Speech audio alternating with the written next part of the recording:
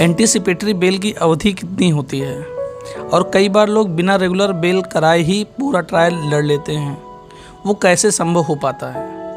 क्या anticipatory bail के बाद रेगुलर बेल कराना ज़रूरी नहीं होता है? इसमें आपको पहले एंटीसिपेटरी बेल के बारे में समझना होगा कि एंटीसिपेटरी बेल की असल में परिभाषा होती क्या है।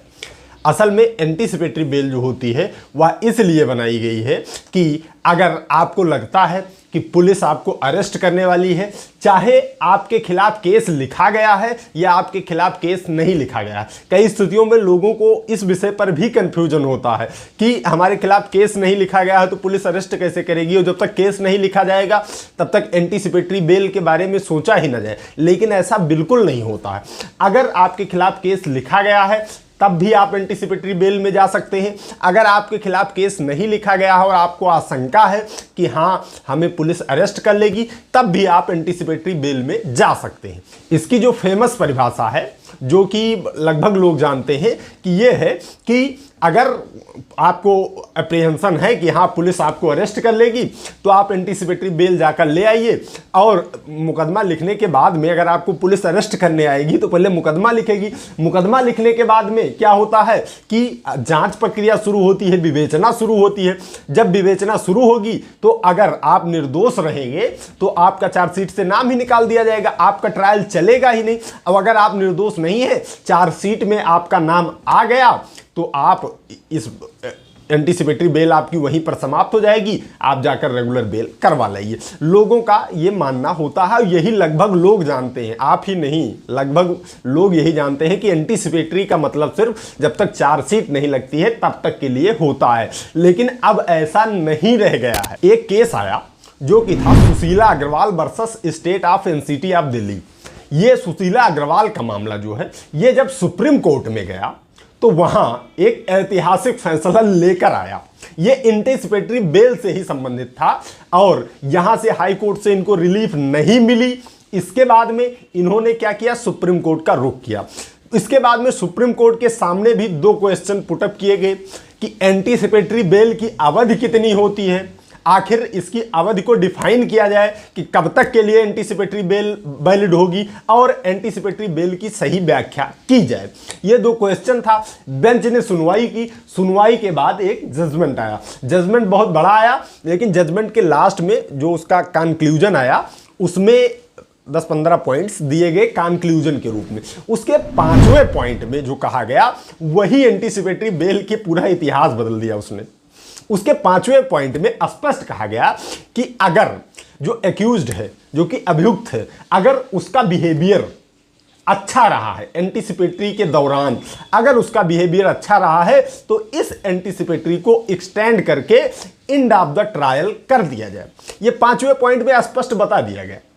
अब जैसे एंटीसिपेटरी बेल जब भी किसी भी व्यक्ति को मिलती है, एंटीसिपेटरी बेल आप ये मान के चलिए, तो उसमें कंडीशन जरूर मेंशन किया जाता है कि आप विवेचना में सहयोग करेंगे, आप गवाहों सबूतों से छेड़छाड़ नहीं करेंगे, और सारी जो शर्तें होती हैं न्यायालय जो भी उचित समझता है वो एंटीसिपेटरी में शर्तों के अनुसार पर ही बेल देता है।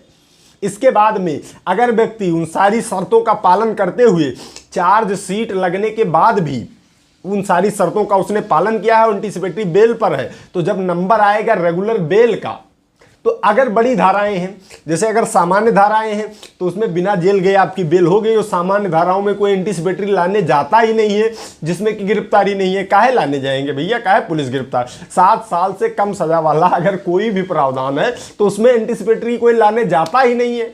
उसमें जब गिरफ्तार ही नहीं होंगे तो कैसी एंटीसिपेटरी। और जो बड़े मामले हैं उसमें जैसे ही आप रेगुलर बेल के लिए जाएंगे तुरंत वहां आपको जेल भेज दिया जाएगा। तो इससे रिमेडी जो थी वही ये रिमेडी दी गई सुप्रीम कोर्ट द्वारा।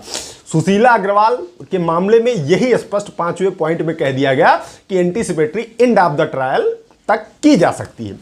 अब इसमें क्या होगा, इसमें जब से सुशीला अग्रवाल की रूलिंग आई तब से कोर्ट ऐसा भी करता है कि एंटीसिपेटरी बेल देते समय ही कई बार चार्जशीट तक के लिए ही बेल देता है कि जब तक चार्जशीट दाखिल नहीं हो रही है तब तक के लिए आपको पुलिस गिरफ्तार नहीं कर पाएगी। और कई बार ऐसा कर देता है कि एंड ऑफ द ट्रायल ही दे देता है कि जब तक कि आपका मुकदमा कोर्ट में चलेगा तब तक के लिए आप एंटीसिपेटरी बेल पर हैं। यह बेल के समय ही दे दिया जाता है, लेकिन ज्यादातर स्थितियों में चार्जशीट तक की ही एंटीसिपेटरी लोगों को मिलती है, चाहे हाई कोर्ट से हो चाहे डिस्ट्रिक्ट कोर्ट से हो, चार्जशीट तक के लिए एंटीसिपेटरी मिल जाती है।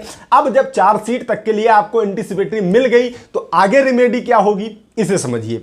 चार्जशीट तक आप एंटीसिपेटरी पाए हुए हैं, आपने सभी शर्तों का पालन किया है, ना देश छोड़कर कहीं भागे हैं, यही सब शर्तें होती हैं छोटी मोटी कि आप देश छोड़कर तो नहीं भाग जाएंगे, गवाहों सबूतों को तो प्रभावित नहीं करेंगे और विवेचना में सहयोग करेंगे या नहीं करेंगे। तो अगर आपके खिलाफ चार्जशीट आ गई है तो लाजमी है भाई सारी शर्तों का आपने पालन किया है, आपने चार्जशीट उसमें विवेचना में सहयोग किया तभी चार्जशीट लग पाई, आप देश छोड़कर बाहर नहीं गए थे, सारी शर्तों का आपने पालन किया है। तब इस स्थिति में आपको करना यह होता है, और लोग करते भी यही है, रिमेडी यही यूज करते हैं और कह देते हैं कि रेगुलर बेल आपकी करवा दी बिना जेल जाए इतनी बड़ी धारा में, लेकिन वो रेगुलर नहीं होती है।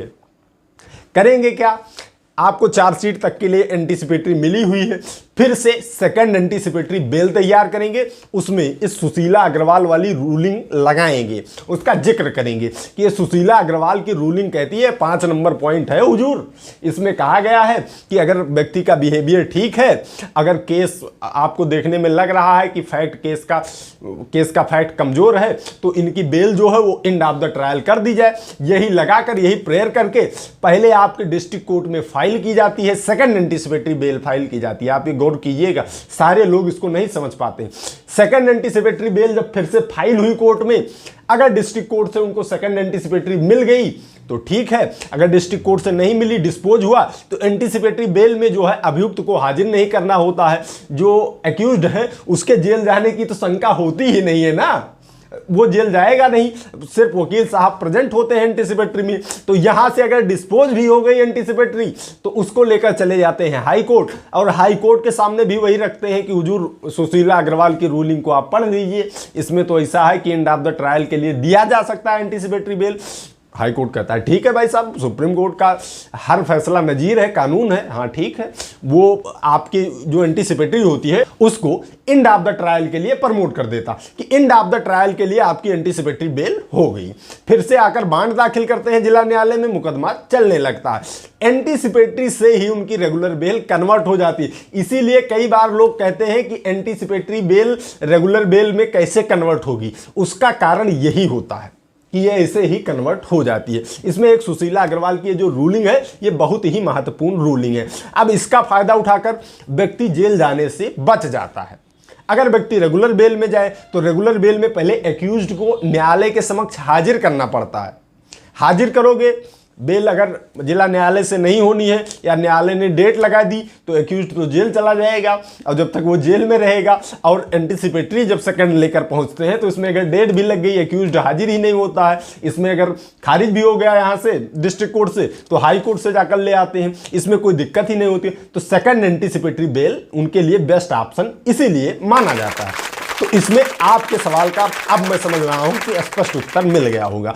एंटीसिपेटरी बेल की कोई सीमा अवधि की परिभाषा है ही नहीं है, ये आपके बिहेवियर पर निर्भर है, ये फैक्ट ऑफ द केस पर निर्भर होता है कि आपको एंटीसिपेटरी बेल चार्जशीट तक मिल रही है या पूरे ट्रायल जब तक खत्म नहीं हो जाता है तब तक के लिए मिल रही है। ये आपके बिहेवियर के ऊपर होता है।